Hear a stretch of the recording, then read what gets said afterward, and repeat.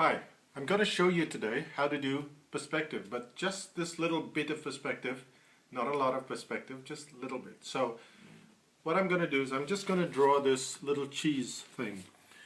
Let's draw it with a pen so you can see it clearly, right? So that's like a cheese block, and that goes out in the distance, right? So there is one point, and there's the other point. And of course, what's happening now is you're trying to draw something. So you're trying to draw something like maybe the sides of a building. And what you tend to do is, because it's kind of sloping, what a lot of people tend to do is they draw that. And then the mistake that they start making is this is dead straight. See this?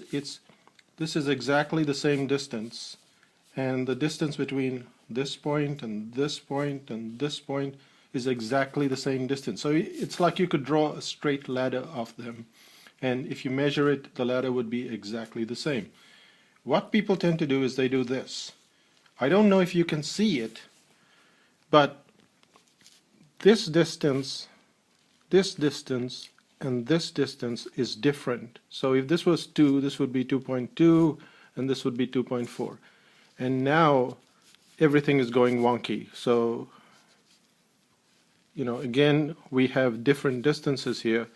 And so your perspective goes out of whack. What you really need to do is look at this line and then draw something parallel to that. And then something parallel to that. So it's not that way, it's like that. But it's absolutely parallel to this one. And when you do that, you start to get perspective. So if I were to draw a straight line here, that's how it would look. This is the wrong one, this is the wrong one, and that's because it's going wonky, it's going that way.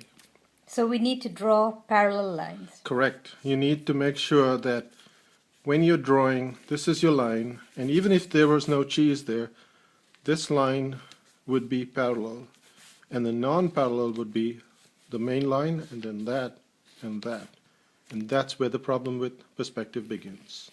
So this is the critical thing. Everything needs to be parallel.